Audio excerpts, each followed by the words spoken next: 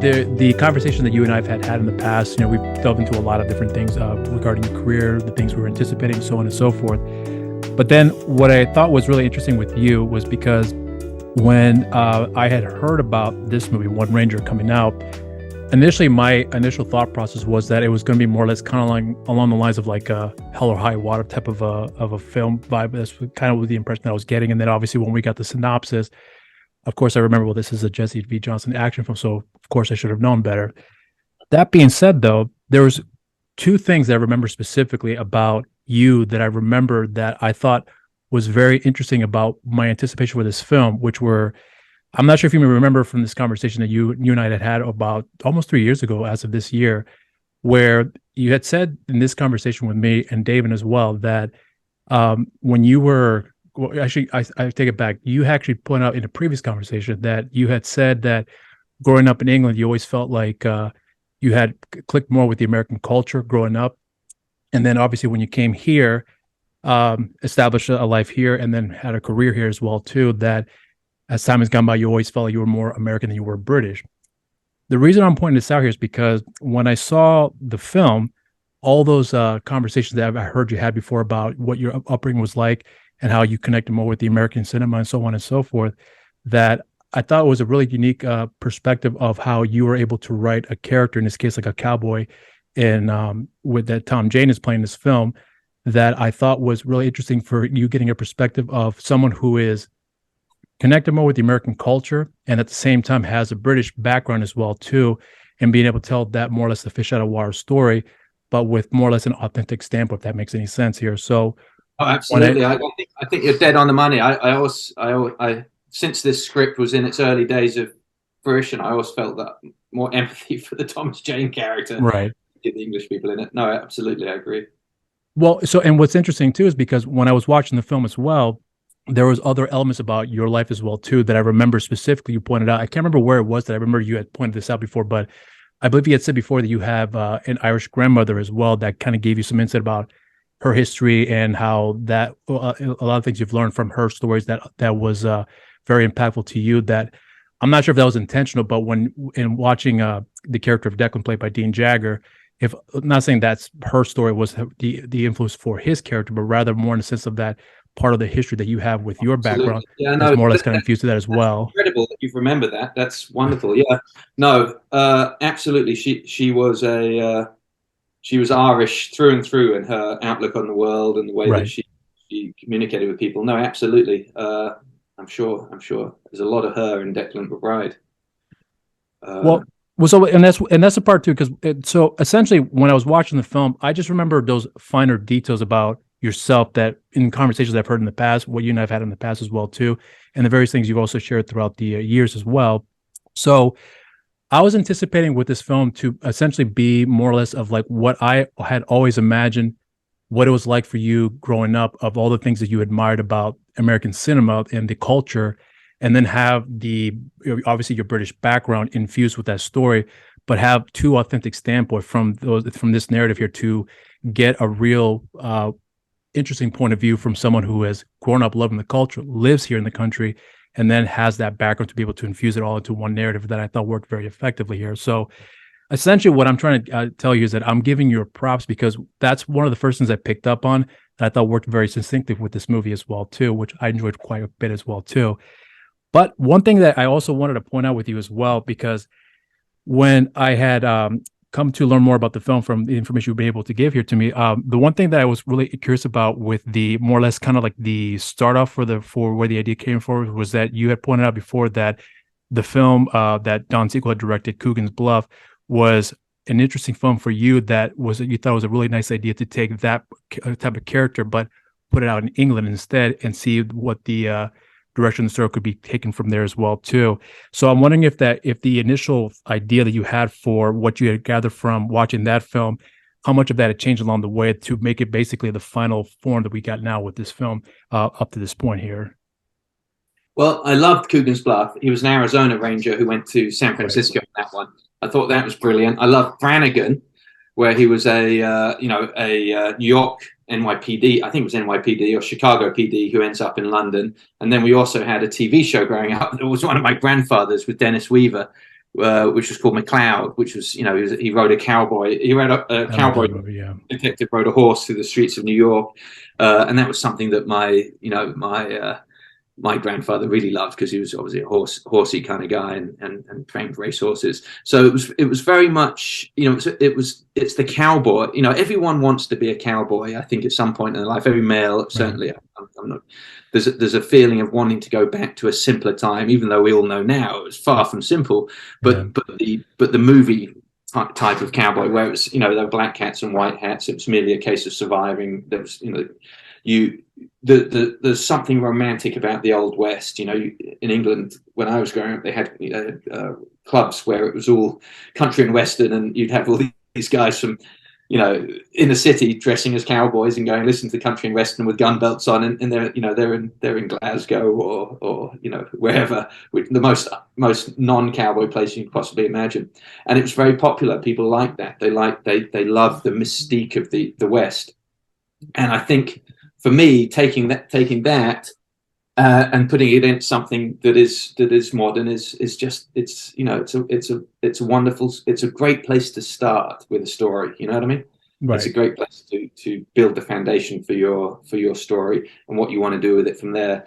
And particularly, I'm sorry, I'm going to have to just turn the phone off. The character we have here, Alex Tyree, we establish as someone who likes to work on his own. He prefers, he's on horseback at the beginning, tracking down a thief, and in the El Paso, desert. So it's we establish very, very early on that not only is he a member of the Texas Rangers, which is a unit that dresses in a particular manner, but he is someone who actually prefers the lifestyle of an 1870s tracker, a lawman from that particular period. So we double down on the fish out of water aspect by actually saying this is a guy who not only is a member of this unit, he prefers that lifestyle, and we're going to take him, we're going to put him into London to chase, into a completely different, to the land of taxi cabs and, black taxis, should we say, and phone booths and strange accents, and we're going to chase him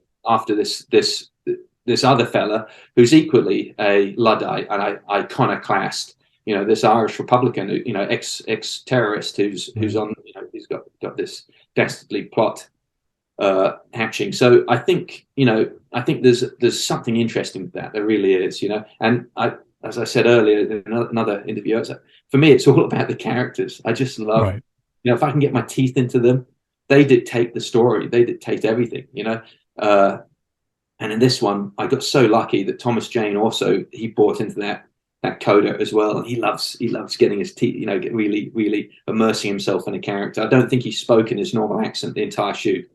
He was. So he pretty much remained with the accent for virtually the entire shoot. Really interesting. He was Tyree the whole time, with the mustache, the suntan, the laconic manner, the Texan accent.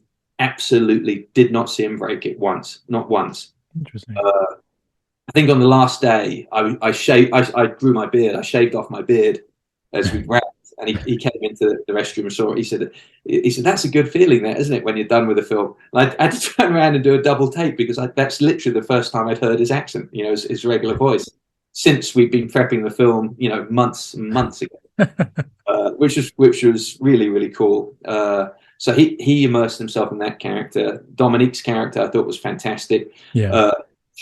The character was not terribly profoundly detailed, and what Dominique brought to that with her father, we added in. That was Dominique. The father used to be a cop and he died.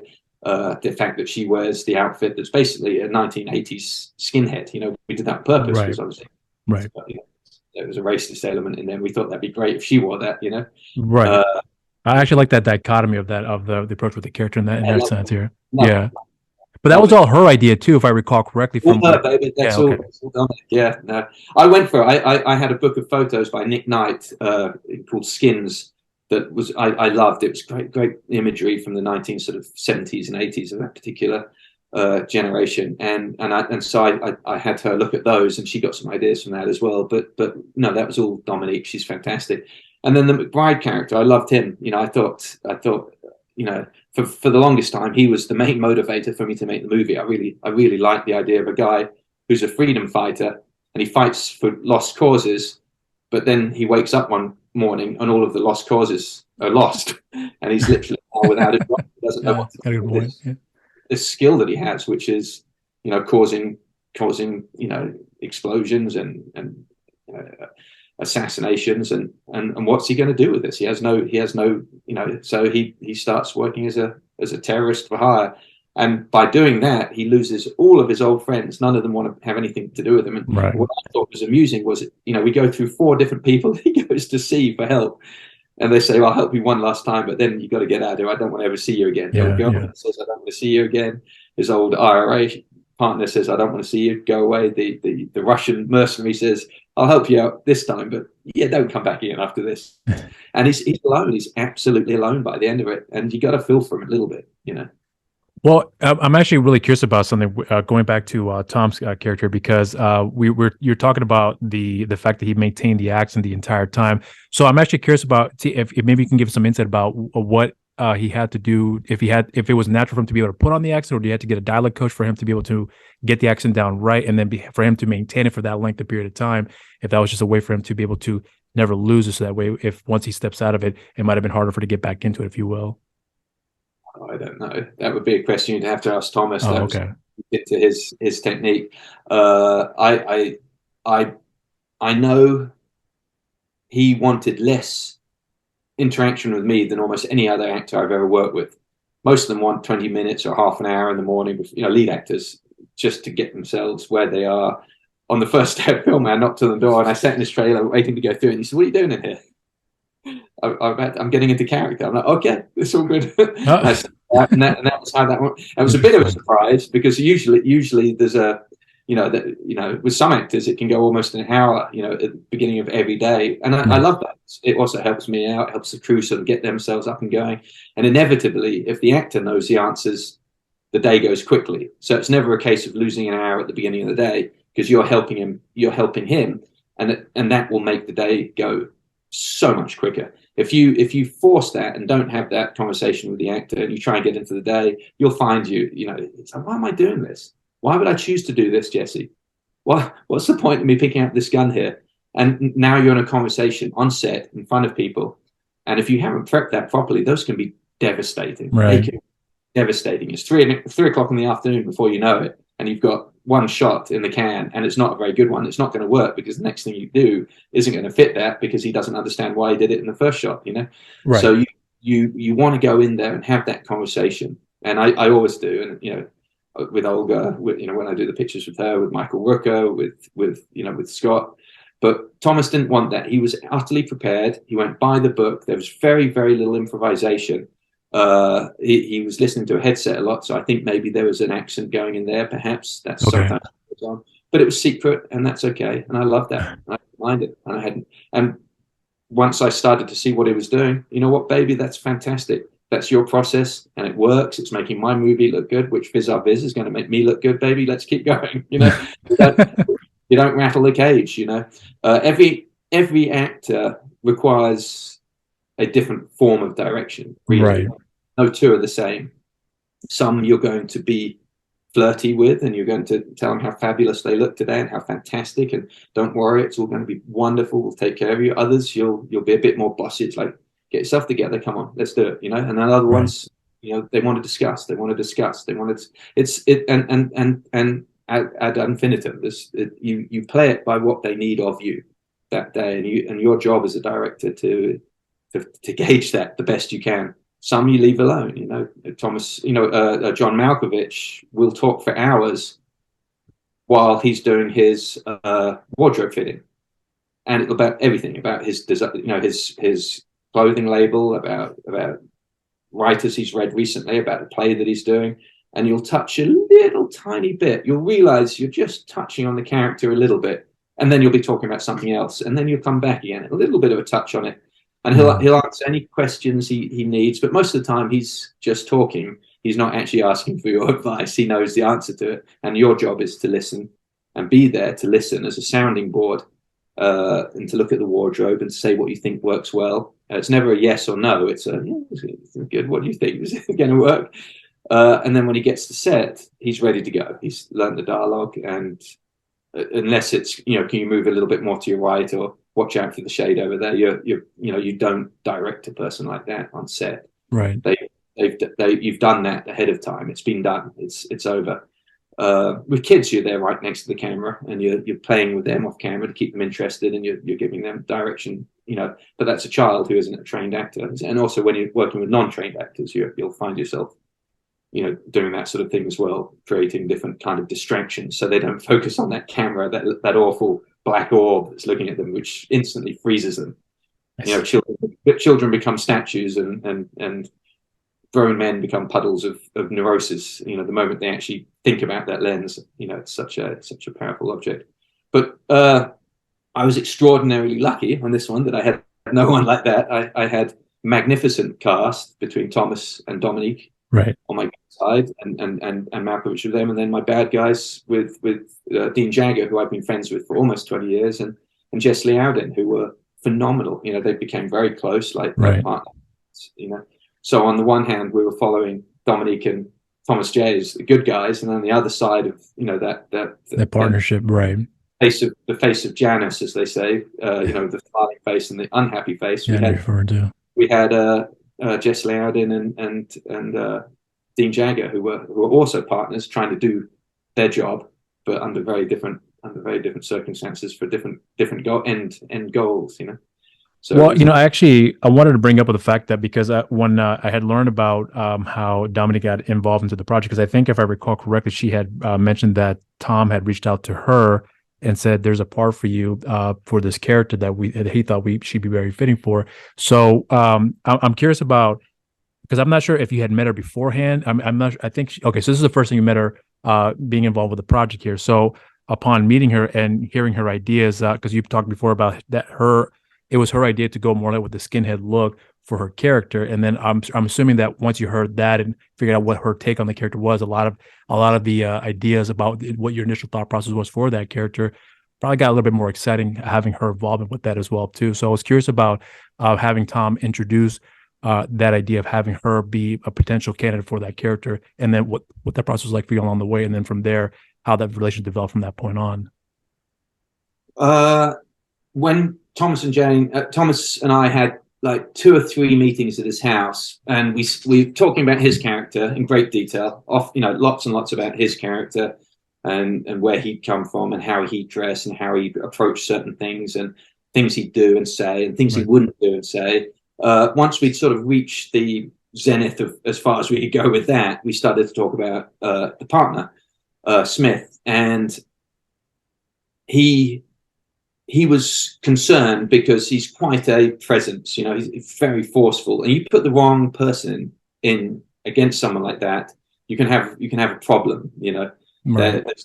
There's 2 disastrous ways. The first is they're overpowered and intimidated and shrink away from him, and that's not going to work for this character. And the second is more problematic, is they start to compete to a degree that is distracting, and now they're purposely antagonistic because so we didn't want either that, and we both knew the pressure cooker atmosphere of a quick movie. It's the shoot is quick and you don't have a lot of time to figure things out. I try and always give the actors the time that they need, but it's never enough, and we don't have enough rehearsal time. So we didn't want to have to take that risk of someone who did a great audition, looked great, and bring them in and find out, oh God, Thomas is driving all over them, or they're, and he had worked with Dominique before and said, knew she was a force to be reckoned with in her own right. She wasn't going to let anyone walk over. But having said that, she was also respectful enough to draw back when he needed his moment and knew when hers was. And, she's an extraordinarily intelligent actor. The best ones were always very intelligent. She reads the room really, really well. She knew the dynamic. She knew where to push, where she could really flourish and do what she wanted. And then other moments where it was Thomas's moment and he had to do what he needed to do in that scene. And for that, I'm extraordinarily thankful, very, very lucky, and forever a lifetime fan of hers because she's brilliant, Well, so when she had, because you talked before about how she brought up the idea about going with the skinhead look. So when you had heard the idea of what she wanted to go with here, was that like an immediate excitement, like that's a good idea, or did you warm up for a little bit before you got to that? 100%. I love that. I think it's great. When I grew up, it was the sort of skinhead thing was quite big. Not where I was in the countryside, but in the city, so we were aware of it. And then Nick Knight produced a book of black and white photographs in the 90s from his experience as a photojournalist, which is wonderful. It's beautiful documentary stuff of actually traveling with these guys right from the zenith, from the very beginning of the skinhead culture, when it really was a lot of guys who are into Jamaican and Rastafarian music and ska music, which, and a lot of there were black skinheads, there were white skinheads, and it was only later that the National Front, which was the terrible sort of right-wing organization, adopted the skinhead movement, and these guys became racist. But the utter hypocrisy and hilarious part of it is they still listened to ska music and danced to it and loved it, and it became part of their culture. And it also sort of amused me, the fact that you have this ostentatiously right-wing culture that's infatuated and loves music from Jamaica. It was born very much, the Scartalites and all those guys. I mean, it's fantastic music, and I'm not surprised they love it. But the fact that they tried, the two were hand in hand. So I like that section of it, and I enjoyed. I thought the fact that if she played it as a black woman would be just brilliant, and she did. She loved it with the suspenders and the tight jeans and the Doc Martens and even the shirt and the jacket. It was perfect. And she got it as well. She's a smart girl. She really, really found that interesting. So I actually want to shift gears real quick about someone else here, because there was another character that, and you brought up his name as well too, and just Leodon, I think is to pronounce his last name. Is that right? Just Loudon. Loudon, thank you. So what's interesting for me about something that he had said when I was learning about the making of the film, there was something that he had said that really struck me about how cautious and how very in depth he was in trying to prepare for the character and learn more about the character and figure out what is more or less the I guess you could say the motivation for the character. And the line that he had pointed out that he said that made him realize that who Oleg was that he said it was the line that he read, discretion is like calcium in the bones, Ranger. And then from reading that, he had said that he pretty much figured out that the character probably had a bit of a rough upbringing, had no money, and then once he got some success in getting some money, that he decided to dress very well because he wanted people to look at him in a different light, to basically respect him and think he looked good along the way. And that definitely does portray in the film as well too, among other things that you've learned along the way with the film with this character. So when I think if I recall correct from what I learned about what the filmmaking process was like for yourself in discussing this film with Jess, you had learned pretty early on that how invested he was to prepare for this character, and then and the amount of questions he was asking to get a better understanding for the character's direction, if you will. So I wanted to actually get your experience on what it was like working with him and understanding what he was being able to bring to this character in Oleg to add more depth with more or less the villains, and understanding that difference in the partnership with himself and Declan, and of course with what we got with Tom and Dominique's character, and getting that two different aspects of partnerships, but from the opposite spectrum, if you will, and how Oleg, I'm sorry, I would say just dedication, helped out bring out that part of the partnership that made it more investing for the audience to be keeping up with you, if you will. Gotcha. Jess is brilliant. He's a very, very dedicated and disciplined actor. He wants to be an actor. Right. He comes from stunts. He actually comes from martial arts and MMA, UFC, and then stunts, which he was a very proficient and hardworking and well-known stuntman, and then has moved into acting and is doing it very, very seriously, which is great. The longest time that was a stigma attached to stuntmen that were trying to be actors, as if, these are guys who are actually in front of camera for their career. They're different dialogue and they're getting in performance, so the stigma shouldn't be there at all. I'm sure it's basically just jealousy based, like a lot of the stigmas within Hollywood. You can't be directing films if you do TV, those kind of things. It's invented by gatekeepers to stop other people coming in. He is phenomenal. He's very, very good. What I didn't want was a thug with no backstory. Jess's backstory was big. I wrote a lot about it in the script. He knew where he was from. He had met Declan in a Russian prison where he had saved his life and helped him out and killed a guy, and they had been partners ever since then. He made a lot of money through working with Declan.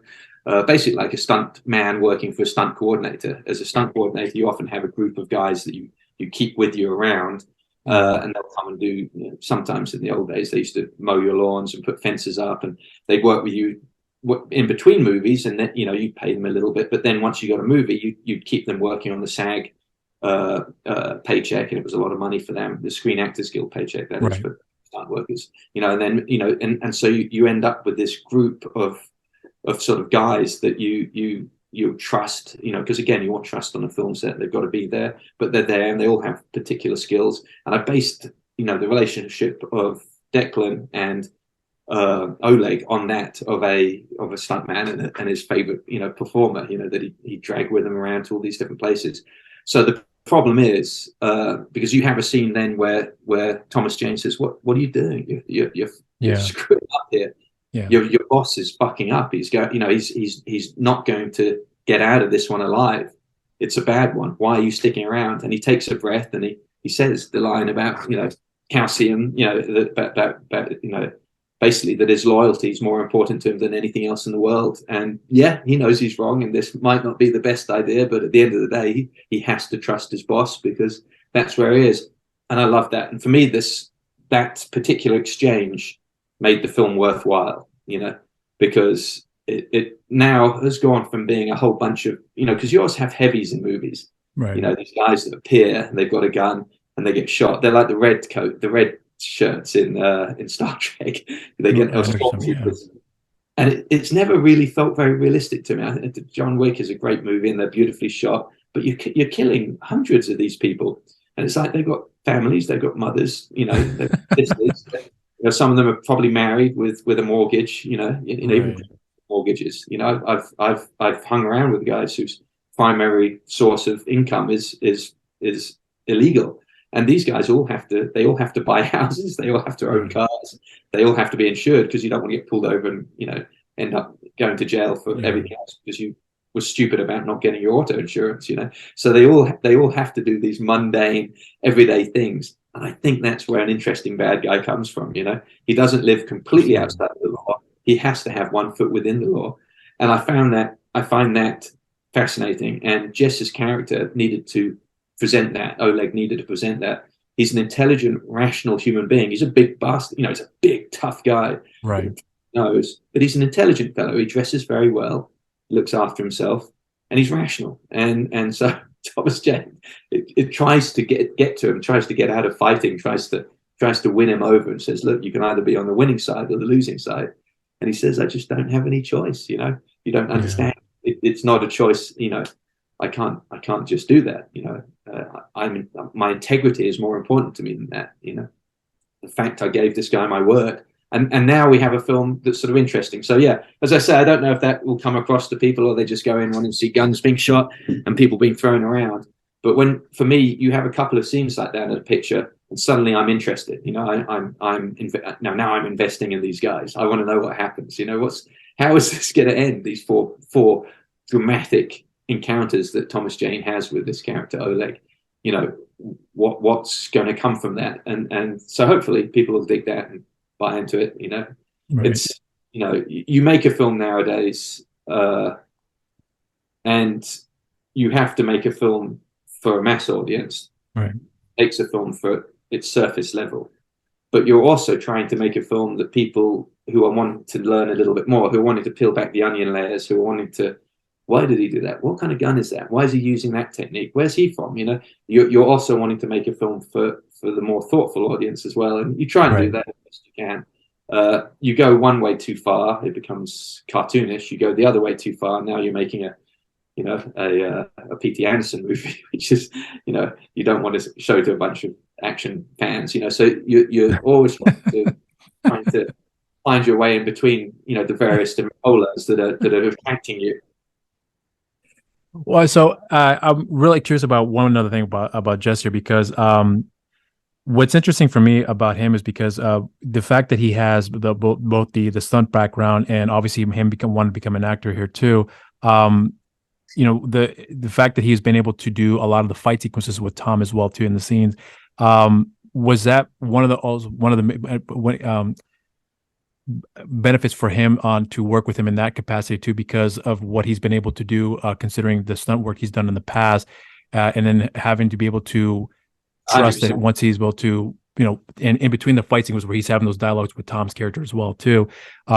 When seeing that for yourself and seeing what he's able to do in that level here, was there a different side of him that you happen to notice along the way in the shoot that made you realize something different that maybe you didn't notice before, but you noticed up to that point, or maybe after the fact when you started putting the film together, about looking him in a different light? That's a lot of questions. I knew from the very get-go that role had to be played by a stunt guy, right? Fight guy, and a stunt fight guy is not a fight guy. You can't just get a real fighter in. They're often terrible on film because they don't understand film. They throw very short punches and they hide them. They don't telegraph them. So it had to be a film fighter because I knew that they're going to be looking after Thomas Jane. I didn't want this guy accidentally clouting Thomas and breaking his nose or knocking, or getting too method and into character. I needed a stuntman that understood that he's there to do a job. He gets beaten. He loses. It's not a personal insult to you. This is not a reflection on your martial arts that you've spent 20 years or 30 years perfecting. You're playing a part. And quite often you get a real fighter in and they just, they're like the dog that you can't quite get the fight out of, Yeah, I knew I needed a stunt fighter.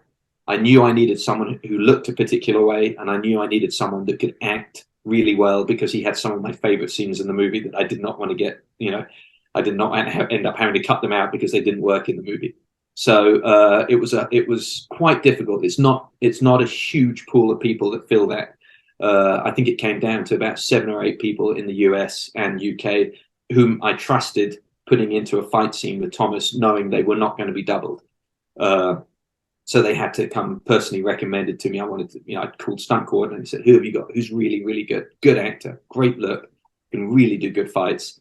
And then I watched a film called One Shot that a friend of mine, Scott Adkins, produced and starred. And we saw. He was great in that movie too. Yeah, we saw Jesse Alden in that, and he had a scene where he was sending a guy, I think, to do a suicide bomb, and it was a young kid.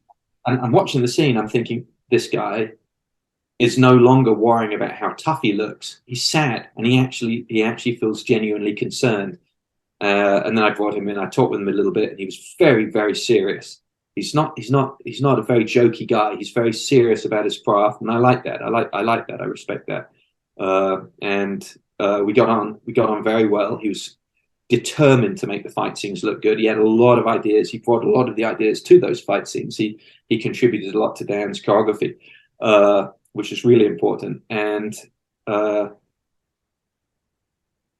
so glad we had him because he was wonderful in the picture. Did I learn anything about him? He was better than I thought he would be. He was phenomenal. Very, very good. I was concerned because I didn't see quite the limit of acting that we ended up asking of him in One Shot, but he was fantastic. He took it all with the plum. He was there. There were no complaints. He came to the US and did his sequence in the US. Yeah, was a delight. I love him, and I wish I truly wish him the best and hope that he continues to stick with the acting and do it. It's tough. It's very, very tough. Yeah. Now I think you can bounce backwards and forwards more than you could once. So hopefully you can. Yeah, we've seen quite a few people who have been able to pull out pretty successfully here. But I'm actually going to be talking with him actually next week here on the show as well too. So I'm looking forward to go more in depth with him about that as well. But one thing I also wanted to bring up to your attention about was the action sequences in the film, because you talked about the amount of work that goes into it. I know you mentioned before that you had a shorter schedule. You had a short schedule with this film, but the set pieces that we get with these action sequences here too are, I would think would be some of the more your biggest ones you've done here so far up to this point here. So I was curious about what your anticipation was to have to get something that you thought would be really excited to see as far as what you could pull off in terms of the shooting with the explosions you have, because we have Oleg who's breaking through walls, and you also have a bunch of other characters that are flying through windows and things of that nature.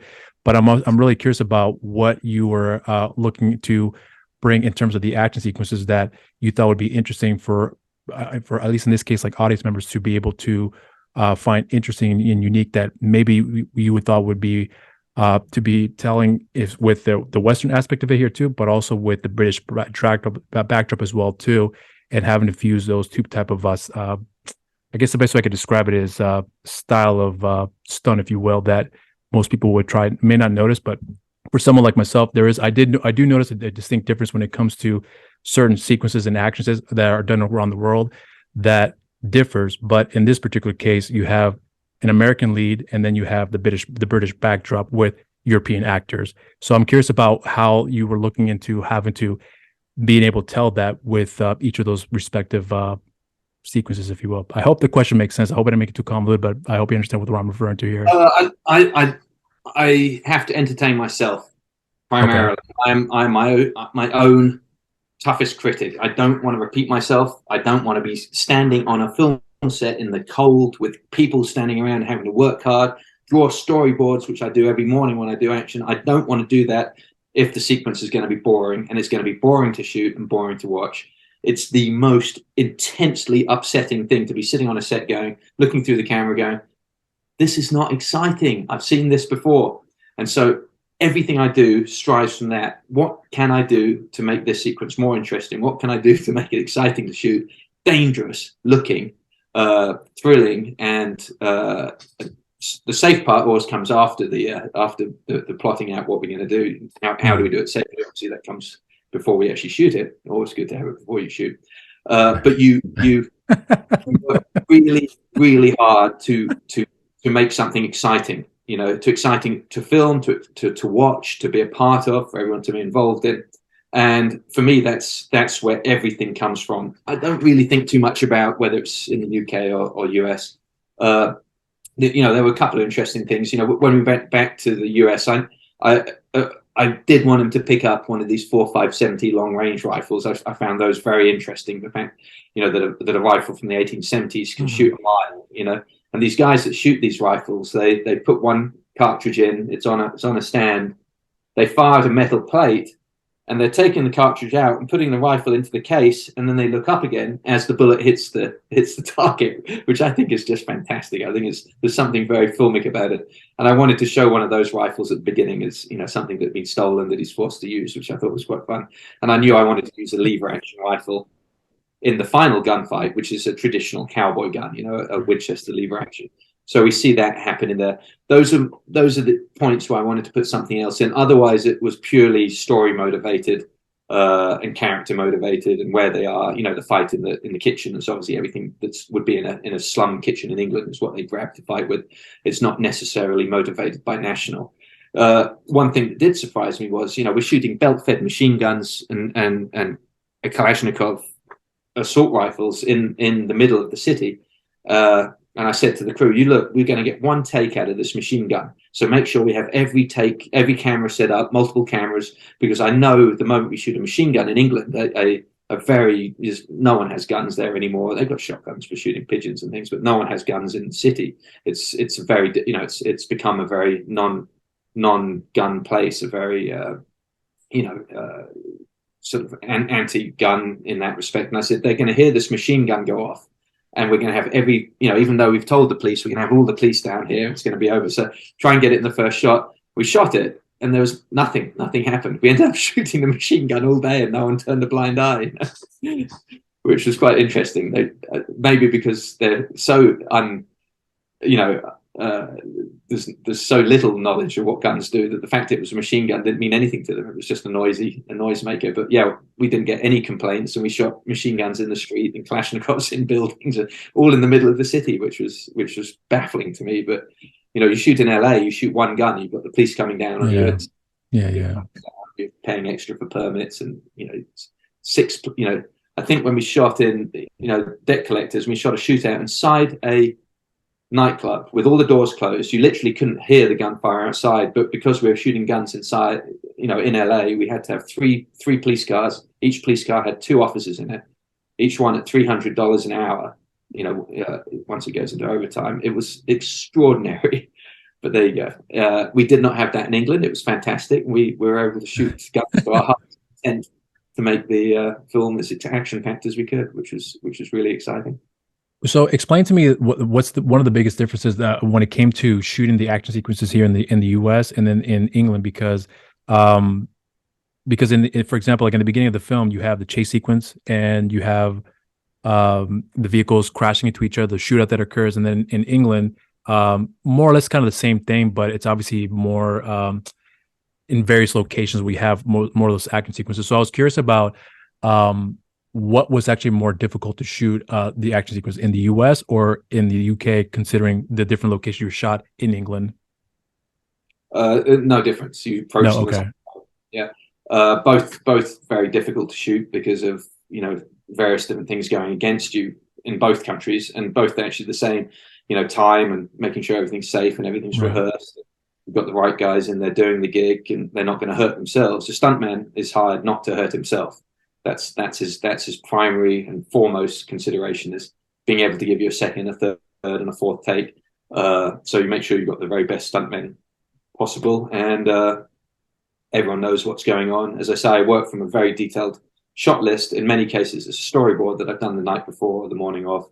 Everyone knows what's expected of them, where they should be, what's going to go on. It can get noisy and it can get hectic in there, but ultimately, if they come back to me, I like to think of myself as the calm within that storm, and I can explain very descriptively, black and white, what we're going for and what point, and you try and keep it as safe and as organized as possible, and right, get through it as quickly as possible. I think the word to use is expeditiously. You don't want to ever use the term quick, because people think that quick as meaning rushing, but you don't want to ever rush this stuff. Everyone checks the guns, everyone checks where the special effects are, that you're not nearby it. Everyone checks where debris may be flying, reflections, make sure they're not standing in the right place. Quite often, we're filming in a glass building. Everyone was advised to wear dark blue or black, so your reflections are cut down, and right. keeping shadows and not moving. And there's a lot going on. There's a lot of moving parts to watch, but really it's the same in the UK as it is in the US. There was a slight difference. We had a much bigger crew for the UK section of the film, somewhere around about 60 or 80 people, I guess, between 40 and 60 or whatever, depending on how many people were working extras and stunts, because obviously you have more makeup, wardrobe, and caterers coming if you have more people working. But in the US section, we had a tiny unit, which was basically a B unit that shot everything in the US on this one. Which I put together, which was very, very small, and I think that's the way you do indie movies, is you are able to determine the size of your team as you go out and shoot this stuff. For example, when we did the car stuff, I didn't want a lot of crew out there. It's dangerous. I don't need makeup, I don't need wardrobe. Wardrobe people gave me the box with the wardrobe that the people needed to wear, and I put it on. I told them how to wear it. You try and minimize the amount of people there, and you can move a lot quicker. It's a lot safer. And a lot more efficient, But when you're shooting big actors and they need to have their trailers and their trucks and everything has to be done, then obviously you operate with a bigger crew.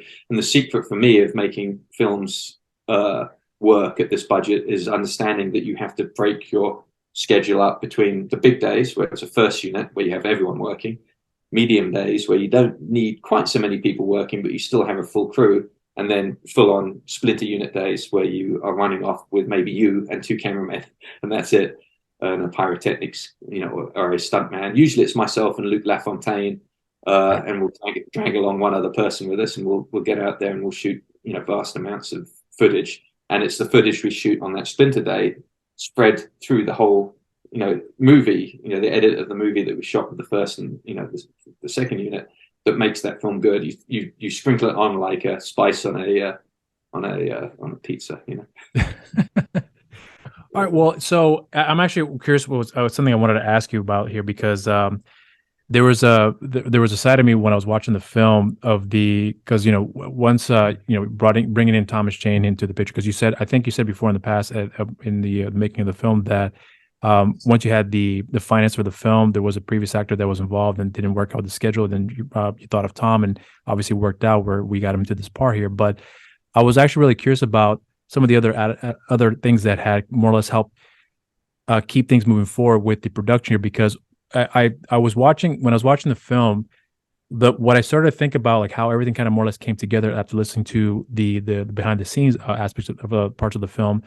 I was really curious about how your perspective has more or less changed as things have gone for you right now so far in your career, because having to work with a lot of actors in the industry that have had a major impact into the industry, but to be able to work with them in this capacity again, this is the third time if I recall correctly, you worked with John Malkovich in this. No, second time. My apologies. Yeah, second time you worked with John Malkovich, and having him come back on to work with you again.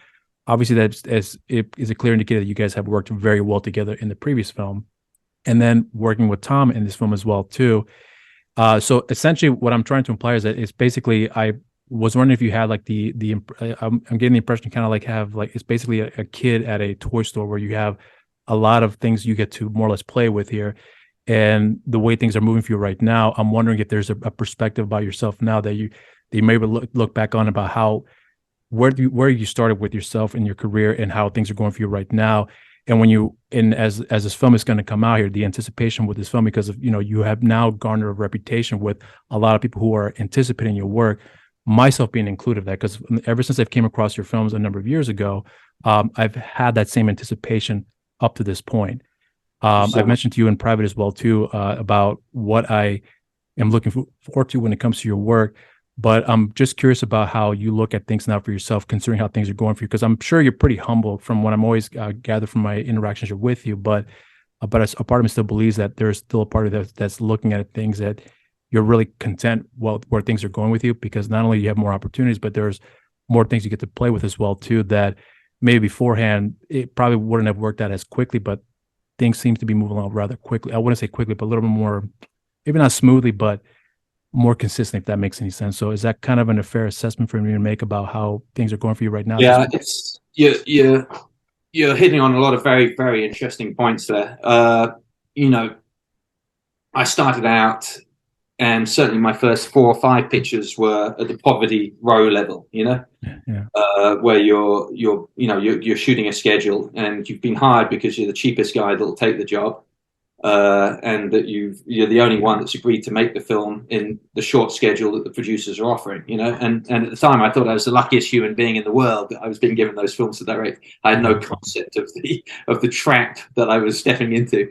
And you're out there with the camera, and you've got a team, and you've got to deliver this film, and you've got to talk actors into doing something that they don't want to do because they realize it's too short, and you're telling them how you're going to make them look great regardless, because you believe it. By the way, you're not lying. You believe it with every ounce of your fiber of your makeup. You believe you're going to make the greatest movie ever, even though the schedule is 12 days and you've got $14 to do it. Because that's what inhibits. That's how your mind works as a young director. There is no failure. I'm going to do something absolutely phenomenal with this. Wait and see. You look back on that 10 years, 15 years later, and you go, what on earth was I thinking? And you just wish you had some of that confidence again, that sort of blind confidence, because there was no way you were going to make a good movie with that. There was no possible way your lead actor couldn't act. You had you were making a dystopian world, for $14 on the back of a oil refinery in Ojai, and I've been there and I've done it, and the film follows you around for the rest of your career. But it's okay. I've put enough movies between me and that now that I hope that it's okay. But these things happen, and you never forget your roots. And so you're standing on a big movie, and you do have more crew and you have more time, but you still have that skill set of being able to make something from nothing, and it's very important. And it will always be useful to you in your career. There's an anecdote, and I don't know how truthful it is. But when one of the scariest shots in Jaws is when Dreyfus is swimming under the boat with the hole in it, and he puts his hand up, and that head falls towards him. Yeah. And the tooth, first of all he finds a tooth, and then the head falls towards him. He drops the tooth. Do you remember the scene? Yeah, of course. Yeah.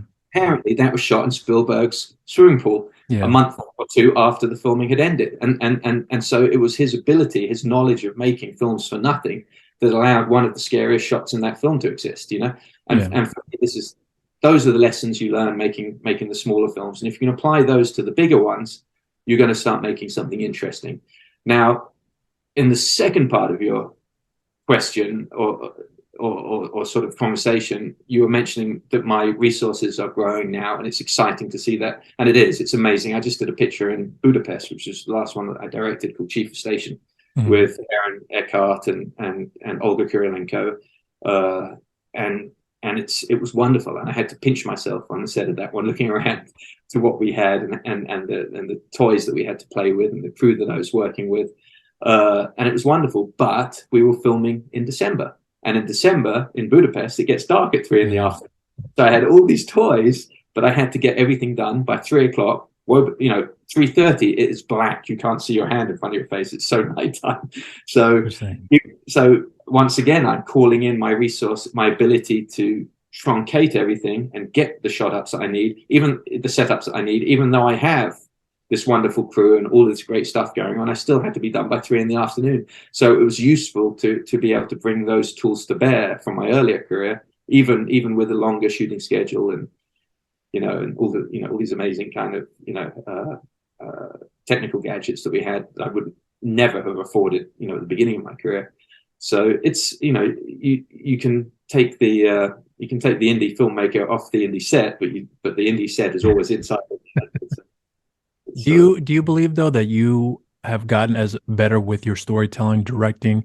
I mean, I'm not sure if it's a fair question to ask you, because I believe you have, but I'm wondering for yourself if you felt like that you have gotten better to the point where your confidence when you're writing a script or reading a script about to start a production, are you confident with yourself moving forward about I got this, or do you still have a little bit of hesitation at certain points? As I say, I'm my own worst critic, so part of my method is questioning myself, and not relaxing. I don't sleep a lot when I'm directing. The average shot list that I hand to my first AD, I've rewritten 7 or 8 times, and what I do is I don't put the crushed shot list into the trash can. I put it on the floor next to me so I can see them growing. And I know today was a 7 draft shot list. That's how long it took to the point where I like it. It's like writing haiku. It's just working out how to say what you need to say in as few company moves as possible, in as few camera moves as possible, in as few logistical challenges as possible to get through that day as creatively and as beautifully and as inventively and as artistically as you can. That's exciting to you, but you're not creating unachievable goals. It's easy to write a shot list, right? An attainable one that you can actually do and gives you everything you need to do, and it pushes right to the very extent of what you can do with your 11 hours, 12 hours, or 7 as it was in Budapest. That's the challenge. That's the true challenge. And yeah, you must overconfidence. Eyes held high, miss the pitfalls that are coming. You've got to be very, very careful of being overconfident. I never allow myself that. And my girlfriend is because I'm talking about my movies, they're just not working. It's not working. And you're all the way into editing the film and doing the music. I think this one's going to sink my career. It's not going to work. What can I do to make it work? And I've realized a long time ago that's part of my process, and it's from that terror of fear of failure that you just keep pushing and you keep thinking, and you talk to Sean, my composer, what can we do to make this work a little bit better? My scene doesn't work, dude. It's way too slow. Can you bring anything with the music to keep the pace up on this one? And he'll come up with something. And it comes from the terror of failure, and you have to have that. I'll be sitting, I screen the film when we're doing the mix, and we're finalizing the mix. I'll do screenings for 10 or 12 people at a time of people that I trust. And it's not that I'll be asking them questions afterwards or they're filling in a form. I'm simply watching them from behind, and I'll know when a scene isn't working, because it's like, oh God, I've been bluffing myself. It doesn't actually work. And you'll jump in. I'll jump in many, many times, and I'll re-edit a film even after the mix, the audio mix, which traditionally is the absolute last, point of changing things, short of the color correction. And I'll go back and I'll if something is bugging me at that point, I'll open up the cut. And we'll do it. We'll fix it. Do what has to be done. And it's driven from a paranoia, a fear of failure, an absolute fear of screwing up.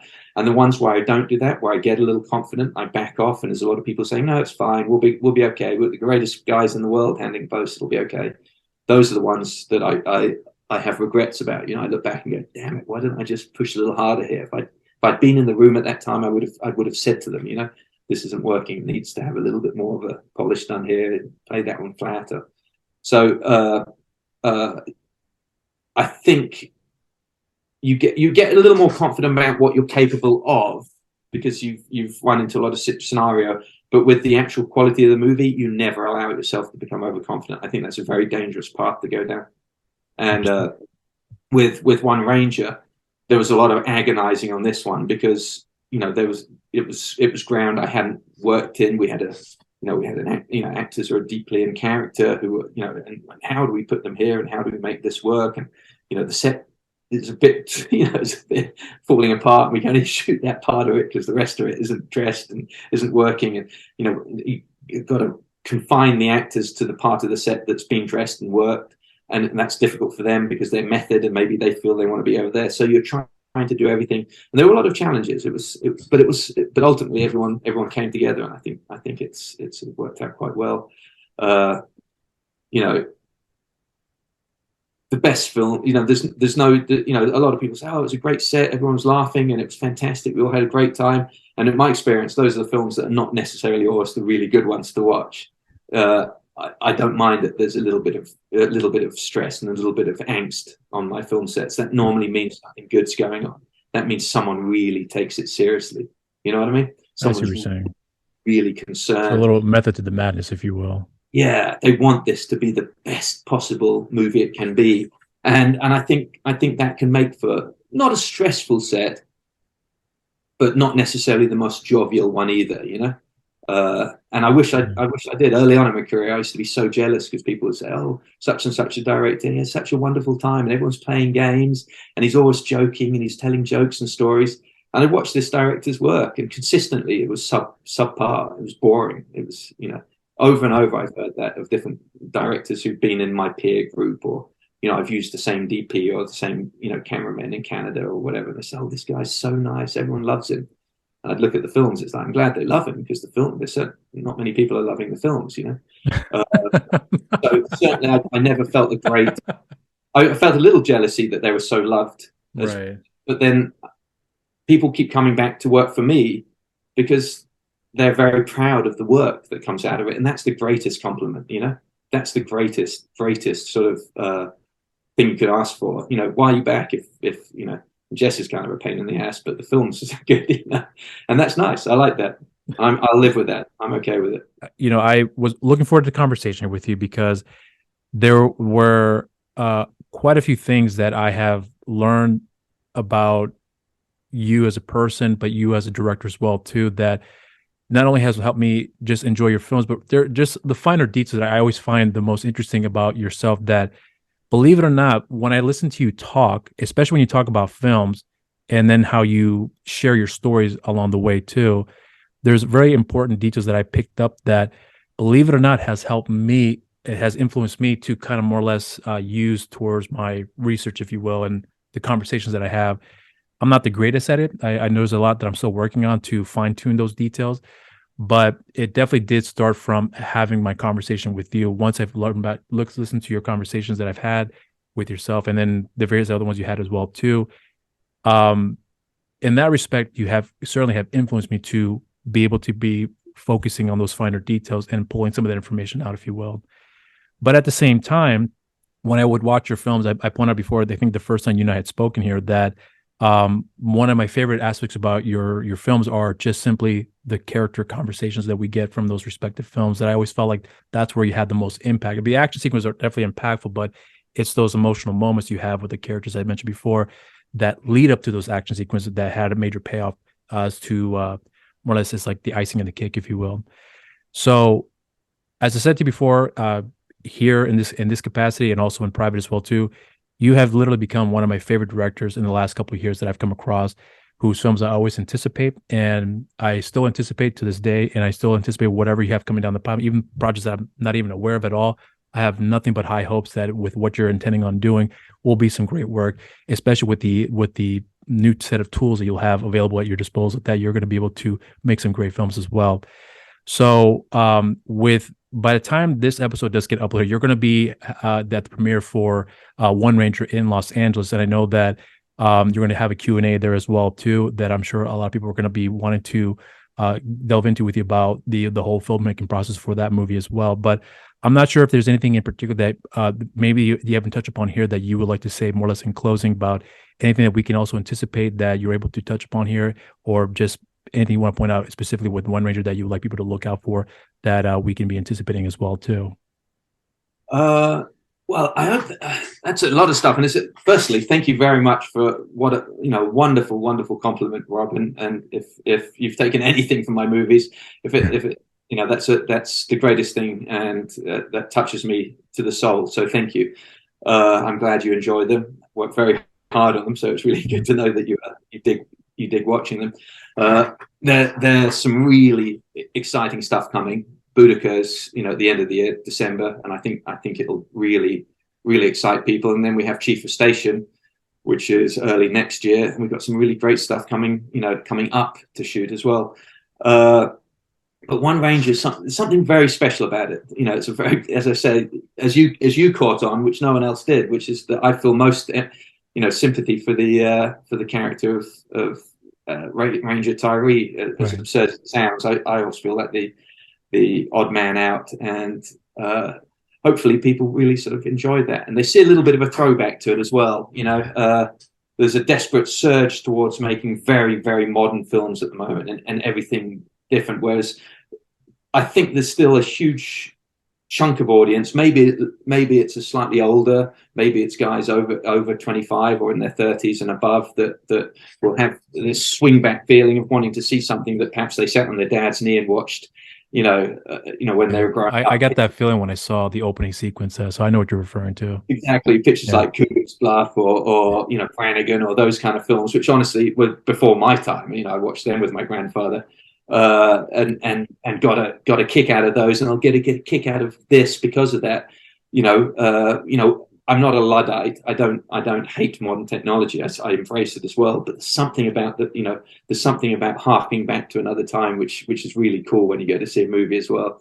So hopefully there's a little bit of that, and people sit down and they get a little taste of the retro, and it really gives them something that they're not going to get from John Wick, which has raised the bar to such a level with action movies.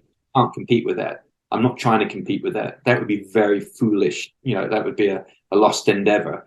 To compete with $100 million film, with Keanu Reeves. I've got to go another direction. I got to go somewhere else with my movie, and hopefully, One Ranger provides a welcome partner to a picture like John Wick. I remember when we came out with Avengement, we were both. It was the same time as the another John Wick movie. I guess that would have been 2 or 3 at that point. Well, Chapter 2 came out a year or 2 before Avengement came out, if I recall correctly. Yeah, people were saying you can do John Wick, but then if you want another style of action, you can do Avengement, and I love that. I love. I remember reading that. Yeah, you're right. Yeah, they weren't trying to make my compete with it, because that's a lost goal anyway. But the beautiful thing about movies is they don't come with a price tag. You don't go and see a movie because it costs this much, and you go and see a movie. I won't see that movie because it costs that much. People go and see movies because they want entertainment, and quite often the sheer entertainment value can come from the fact that it's a picture that had a little bit less in resources, but it had a lot more heart, or it had a little bit more passion, or it had a little more grit between its teeth, or it was made by someone with a perspective that was just that little bit more interesting or idiosyncratic, And that's the wonderful thing about movies. It's like there's an equality there, which if you make something that appeals, you got a chance, And so I love the fact that Lionsgate have picked this up. I love the fact that they're putting it out. And they're taking the time to really sell it, and I'm super excited, and I really, really want to, see what people think of it. So that's where I am with this. All right. Well, so on that note, I'm going to say thank you again for giving me your time to speak with me. So for the cameras, I'm going to say cheers to you, and I wish you nothing but great success in the future, because I anticipate nothing but greatness out of you at this point moving forward here. So thank you so much, Jesse, for that. Rob, take care, man, and thanks for the support. All right.